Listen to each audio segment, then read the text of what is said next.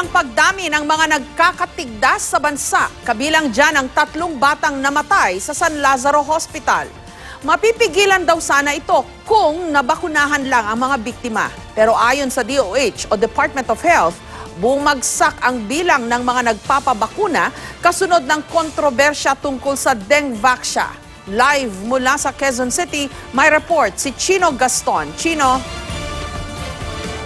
Ma'am Jess, hindi raw bumababa bilang ng mga pasyente o mga batang naisusugod sa San Lazaro Hospital dahil sa pag-contract nitong measles o di kaya tigdas, no? At kung paniniwalaan ng mga doktor, maaring may panganib pa na lumala ang sitwasyon habang papalapit ang tag-init. 3 pang bata ang nasawi dahil sa mga komplikasyong dulot ng tigdas sa San Lazaro Hospital. Mula nung nakaraang Oktubre, hindi na raw bumababa sa 200 pasyente na may tigdas ang nakakonfine dito. Inaasahan pa raw na tataas ang bilang na ito habang papalapit ang tag-init kung kailan mas madaling kumalat ang mga transmittable diseases. Sa Baybay City, Leyte, magkapatid na edad 2 at 4 ang magkasunod na tinamaan ng tigdas. Ang bunsong si Sean Kenneth matamlay at may pantal pa rin matapos mahawa sa kuya niyang si Dominic na unang na-ospital. Na-discharge ho kami. Ito naman yung bunso. Nung pagkadating namin, siya naman nung nilagnat. Ang virus ay matatagpuan sa lalamunan at ilong ng isang infected na tao. Kumakalat ang water droplets na may virus kapag bumabahing, umuubo o nagsasalita ang isang taong infected dito. Kapag dumapo na ang tigdas sa bata, magkakaroon ito ng incubation period ng 10 hanggang 14 na araw. Wala pang sintomas na makikita sa panahong ito. Saka lamang lalabas sa mga sintomas gaya ng pag-uubo, lagnat at pamamaga ng lalamunan at mata. Susundan ito ng pagkalat ng pantal mula sa mga braso at kamay, bababa sa katawan hanggang makarating sa paa. Sasabayan din ito ng napakataas na lagnat. Ilan sa mga nakamamatay na komplikasyon ng tigdas ang pneumonia at encephalitis o pamamaga ng utak. Kasi we have seen these cases since last year. So karamihan wala pong bakuna. And remember, the only way we can stop and further increase in the number of cases is immunization. Ayon sa Department of Health, 70 hanggang 80% lang ang average vaccination rate sa bansa mula 2018. Kaya 2 hanggang 3 sa kada 10 bata ay hindi pa nababakunahan. Sa Metro Manila nga, bumagsak pa sa 40% ang vaccination rate. Isa raw sa mga dahilan ang pangamba na dulot ng kontrobersya tungkol sa Dengvaxia. Nagkaroon ng paniniwala na ang vaccine might be harmful. So hindi lang sa Pilipinas to, na pati sa Amerika, sa Europe, nagkaroon ng problema. Walang tigil ang panawagan ng DOH at mga doktor sa mga magulang na pabakunahan ng libre ang mga anak sa mga barangay health centers. At kung hindi pa nabibigyan ng bakuna, iiwas muna ang mga bata sa mga matataong lugar o sa mga lugar kung saan nagkakaroon ng measles infection. Ma'am Jess, labas dun sa issue ng pangamba dahil sa kontrobersyang bumabalot dito sa Dengvaxia vaccination o immunization program ng nakaraang administrasyon. Sinasabi ng DOH na hindi lamang dito nangyayari sa Pilipinas yung tinatawag na vaccine hesitancy, o yung paniniwala na yung bakuna ay nakasasama o hindi naman talaga nakakatulong sa pagpapagaling ng tao. Of course, maraming factors yan, Ma'am Jess, yung mga lumilitaw ngayon na paniniwala about holistic medicine at siyempre, mayroon din yung halo about, mayroon ding influensya dyan, a big part of it, yung ibang religious na paniniwala naman, na nag-i-influence dito sa pag-iisip ng mga tao na natural ang immunization, kung kaya't dapat iwasan. Kung kaya't sinasabi nga ng mga eksperto, maaari isa ito sa mga rason kung bakit nagkakaroon ng infant mortality o child mortality din dahil sa hindi pagtangkilik nitong vaccination program na ibinibigay ng mga gobyerno sa buong mundo.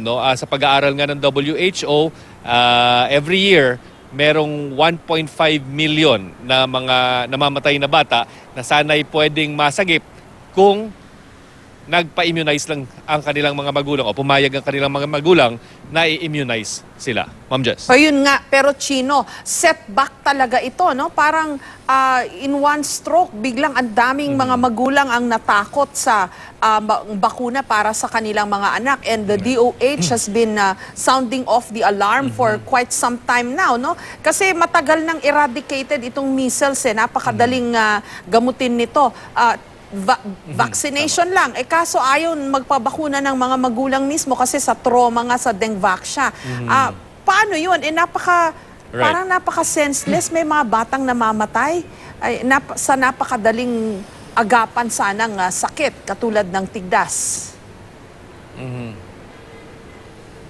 Tama ka dyan, Ma'am Jess, no?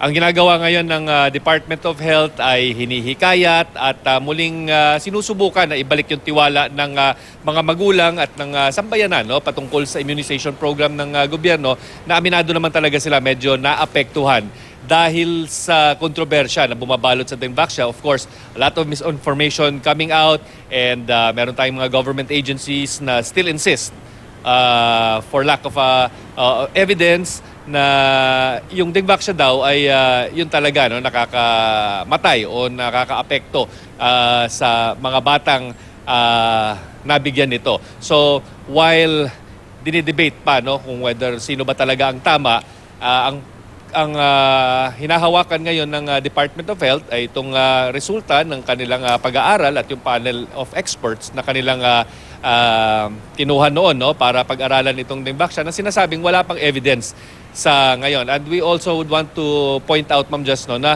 yung pagtanggi ng mga magulang dito sa immunization or vaccine para sa measles, hindi lamang ito yung against measles, no, dahil may tinatawag silang 5-in-1, ibig sabihin 5 diseases na preventable, may vaccine. Isang vaccine lang ang binibigay, 5 na kagad na sakit ang nape-prevent nito, no? So yun ang mga may panganib na dahil hindi nga tinatangkilik o inaayawan nitong mga magulang dahil sa kanilang mga pwede natin sabing maling paniniwala tungkol sa immunization, ay at risk yung mga kanilang mga anak, no, sa sinasabing 5 diseases na pwede naman sanang mapigilan dahil sa immunization. Ma'am Jess. Alam mo, yun ang casualty na isa, no, nitong Dengvaxia controversy. Yung nawalan ng tiwala ang publiko sa mga bakuna sa pangkalahatan. I think yun ang kailangan i-reverse o baguhin ng DOH. Although may nakikita tayo mga public service ads nila, no, to promote yung mga bakuna. Pero mukhang it will take some time bago bumalik ang tiwala ng mga mamamayan sa mga bakuna. In the meantime, ayan, 200, no, naka-confine sa San Lazaro, and 3 na yung patay. Dumadami kasi papainit yung panahon, baka tumaas pa lalo. I think kailangan lang siguro yung DOH should work even harder than they are doing right now, kasi kailangan maagapan ito. Ang tagal nang eradicated nitong tigdas Right.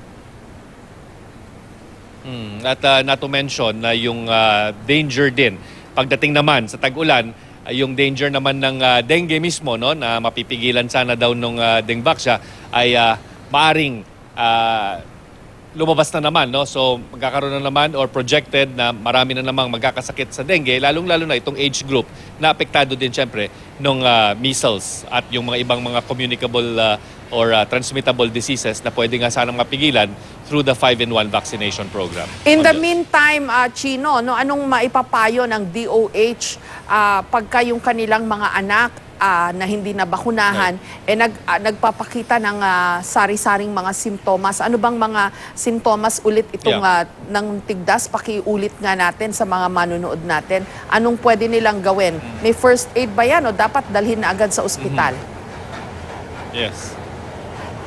Okay, so balikan lang natin yung report, Ma'am Jess, no? Sinasabi doon, yung incubation period. So ibig sabihin, kapag dinapuan na ng virus ng tigdas yung iyong mga anak o yung anak mo, ay merong 10 to 14 days na incubation period. So ibig sabihin, hindi mo pa makikita na meron na palang sakit yung anak mo. So ibig sabihin, meron ng virus sa loob.